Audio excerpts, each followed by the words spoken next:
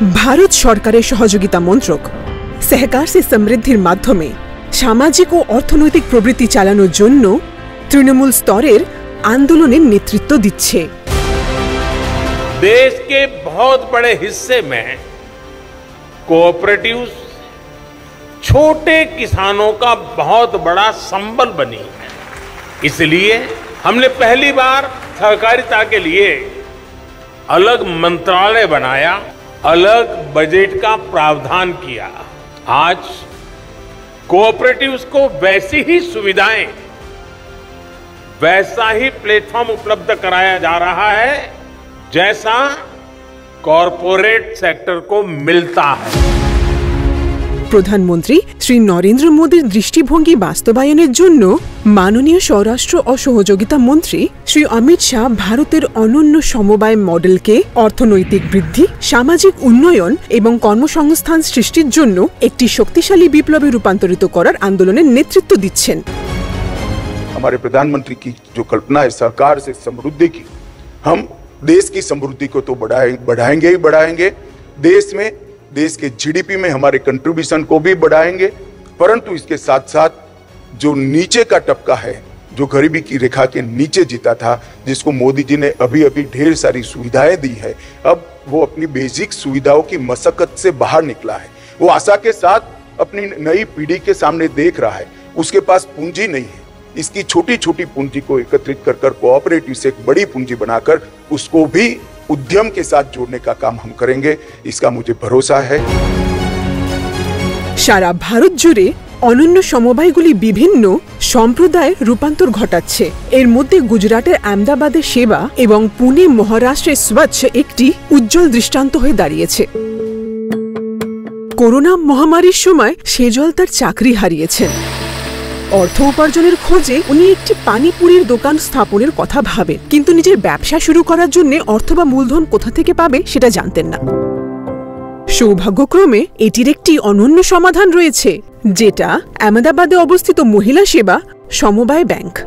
এই সমবায় ব্যাংকটির স্থাপনা 1974 সালে 4000 দরিদ্র মহিলাদের একটি দল দ্বারা শুরু হয়েছিল। সকলেই স্বনিযুক্ত মহিলা সমিতি বা সেবার সদস্য। এই ব্যাংক চালু করতে প্রত্যেক মহিলা 10 টাকা করে দান করেছিলেন।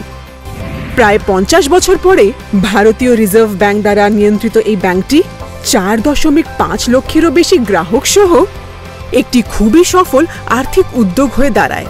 এই সমবায় ব্যাংকটি শুধুমাত্র মহিলাদের দ্বারা পরিচালিত হয়, যাতে অন্যান্য স্বনিয়োজিত মহিলারা এর থেকে সাহায্য নিতে পারে। আর এভাবেই সেজল গোলগাপ্পার দোকান চালানোর জন্য লোন পেয়েছিলেন। আজ এই ব্যাংকে প্রায় 3.5 লক্ষ অ্যাকাউন্ট রয়েছে আর আমানত রয়েছে প্রায় 350 কোটি টাকা, যার মূলধনের পরিমাণ 460 কোটি টাকারও বেশি এবং এর বার্ষিক লাভ 2 কোটি টাকারও বেশি।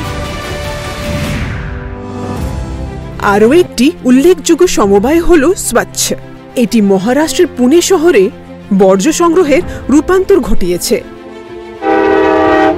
সুমন 1987-তে তার ছোট বাচ্চাদের নিয়ে পুনেতে চলে আসেন আর তাদের লালন পালনের জন্য তিনি বর্জ্য বাছাইয়ের কাজ শুরু করেন।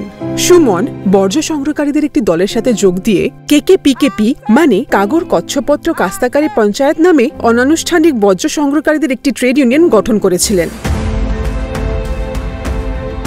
2007 সালে কেকেপিকেপি এবং পিএমসি মানে পুনে পৌরসভা সহযোগিতায় স্বচ্ছ গঠন করেছিলেন। বর্জ্য সংগ্রহকারী শ্রমিকেরা প্রতিদিন 9.65 লক্ষ বাড়িতে যান, যার মধ্যে 1.8 লক্ষ বস্তিও রয়েছে। স্বচ্ছ সমবায় প্রতিদিন প্রায় 1500 টন বর্জ্য পরিচালনা করে, যার মধ্যে 200 টন পুনর্ব্যবহার করা হয়। বর্জ্য সংগ্রহকারীরা শহরকে শ্রম, পরিবহন এবং প্রক্রিয়াকরণ ব্যয়ের 110 কোটি টাকারও বেশি সাশ্রয় করায়। সমবায়টি সুমন এবং পুনেতে 3700-এরও বেশি বর্জ্য বাছাইকারীদের কাজের অবস্থার উন্নতি করেছে। এই সমবায়টিতে 70% সদস্যই নারী এবং সবাই ঐতিহাসিকভাবে প্রান্তিক সম্প্রদায় থেকে আসে। এতে তারা পরিচয় পেয়েছে আর এটি তাদের কাজের স্বীকৃতি এবং মর্যাদার অনুভূতি দিয়েছে। সারা ভারত জুড়ে 8 লক্ষেরও বেশি সমবায় সমিতির মধ্যে থেকে স্বচ্ছ আর সেবাকে নবগঠিত সহযোগিতা মন্ত্রক দ্বারা অনন্য মডেল হিসেবে বেছে নিয়েছে। এটা নিয়ে অধ্যয়ন করা যেতে পারে আর এর সফলতা দেশে প্রচার করা যেতে পারে, কারণ এমন মডেলগুলি অর্থনৈতিক সমৃদ্ধির পথ খুলে সুমনের মতন মহিলাদের স্বনির্ভরতা প্রসারে সাহায্য করতে পারে।